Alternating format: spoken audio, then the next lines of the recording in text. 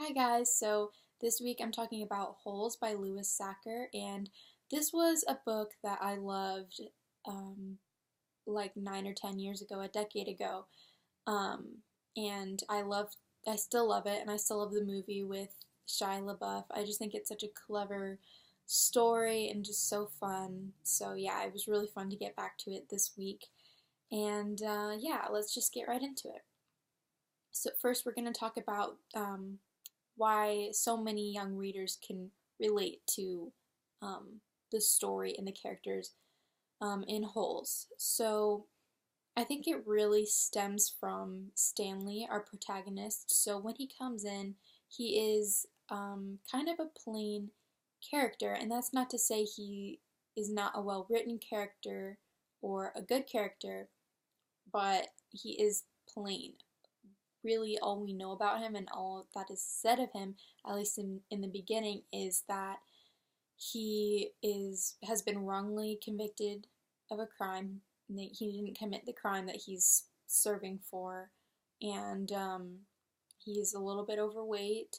He is bullied. His family has horrible luck, and they don't have much money. And that's really all we know. That he's a character who is kind of meek and has bad luck, and in the end, he becomes a hero and he has fate on his side, basically. And I think because he's kind of a misfit in a way, and he's plain, we're us readers are able to project our own experiences and emotions on Stanley and identify with him because of what we have experienced, if that makes sense. And, you know, of course, Holes takes place at Camp Green Lake, which is a prison camp for young boys. So every character in this book is a misfit. They are all flawed. There are no perfect characters, even the adults. No perfect characters in Holes. So I think that also really helps with relatability. Um, okay, so how is Holes like a fairy tale or a folk tale or a legend? Um, so within Holes itself, there's a lot of talk about oral tradition.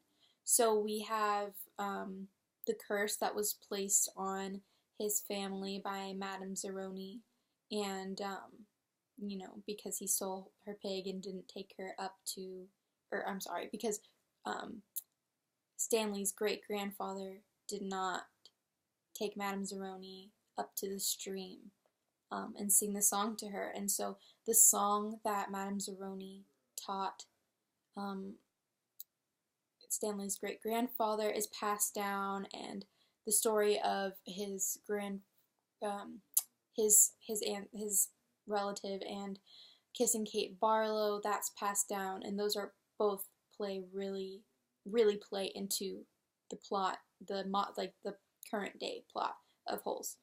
Um, and also we have archetypal characters like Stanley is obviously a hero, and he almost like to a T goes through the hero's journey throughout the story. And we have outcasts, which we see in a lot of these stories, and I guess all of the boys could be outcasts, but especially Stanley and Zero. And then we have a villain in the Warden, of course, and even to a lesser extent, Mr. Sir and Mr. Pendanski. And even we have Madame Zeroni, who acts as kind of a fairy godmother slash witch that places this curse on Stanley's family. So, archetypal characters, definitely. Also, there's a lot of talk about fate directly mentioned in the book and kind of magic in a way. So, we have the Zeroni slash Yalnats relations. So, Stanley's ancestor and Madame Zeroni and, um, or I guess his great grandfather and Madame Zeroni. And then, then we have Stanley and Zero, Zero ends up being a Zeroni. And when Stanley carries Zero up to God's thumb, that basically fulfills the, I don't want to say curse, but fulfills the promise that his great-grandfather made to Madame Zeroni all those years ago.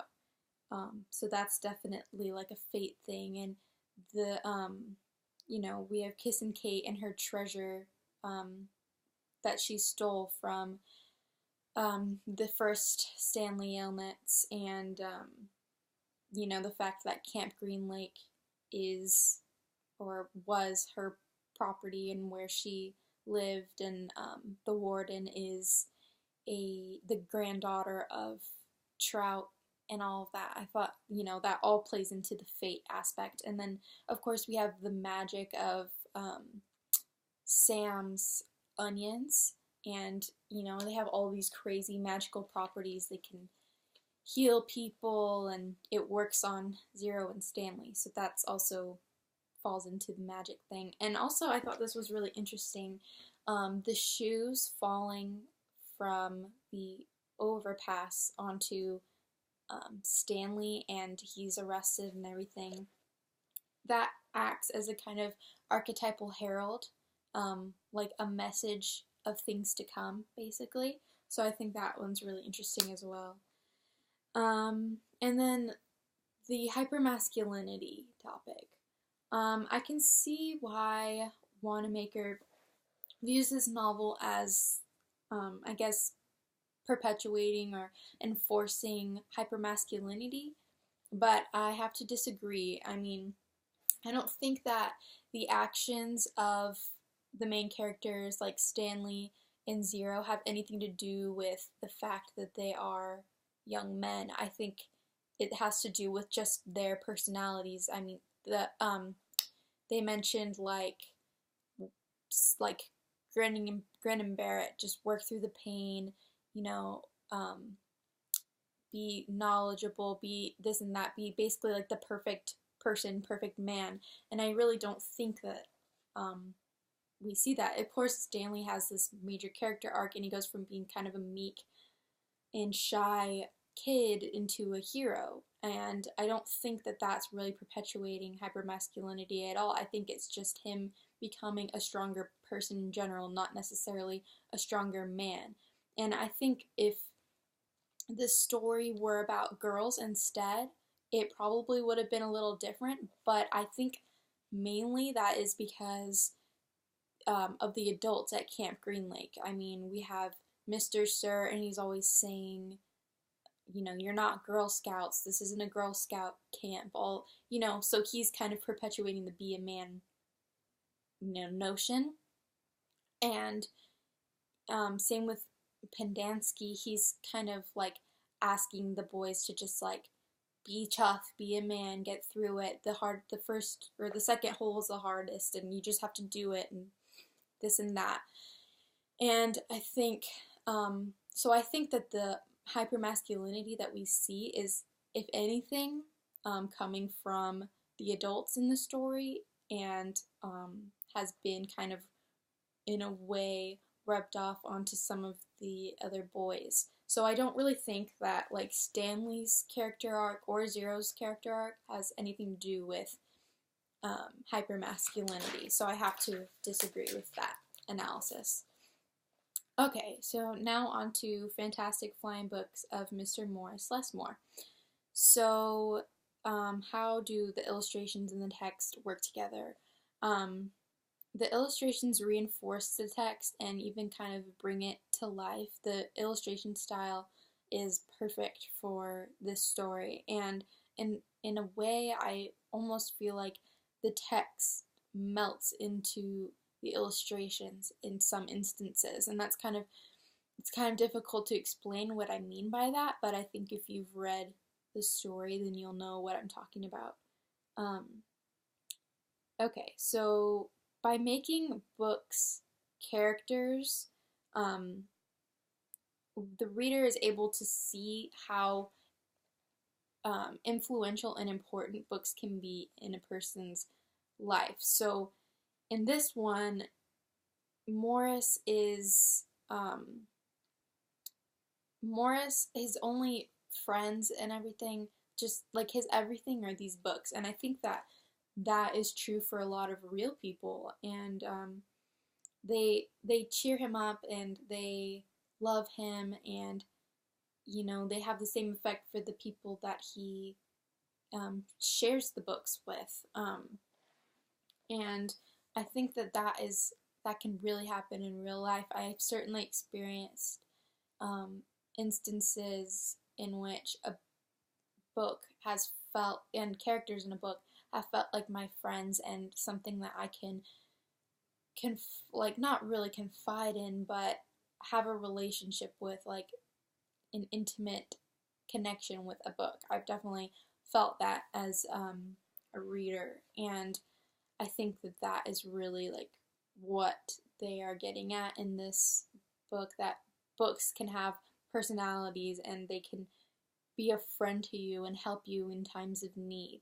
And I think that is, I think making them sentient and characters is a great way of showing that. I think people of all ages will enjoy this book. I think, the prompt said to think about why it's not perfect for preschoolers and or younger children, and I think it would be good for them because it's still a fun book. But I think ages, I would say 10 to 12 is a good age for a reader to maybe start realizing like the depth of this story, and the emotional impact at that age, starting at that age at least, there will be a greater emotional impact. I mean, by that age, if you're going to be a book lover, usually you already will be. Well, I don't want to say that, but more it's more likely that at that time, at that age, they will understand how books can affect somebody and how important they can be in people's lives. And there are a lot of children become book lovers at that age. And actually, the first time I ever heard this story was in a college class. One of my classmates was taking an oral storytelling class, and he wanted to practice in front of us. So he told this story actually, and that was the first time I heard it. And all of us were adults in there, obviously, and everyone really enjoyed it because they felt like they could relate to Morris in some ways. So I think that just goes to show that this story is not just for preschoolers, it's for people of all ages, but has an even greater impact on people of an older age. So I think that's it for this week. I look forward to seeing what you guys have to say, and thanks for watching.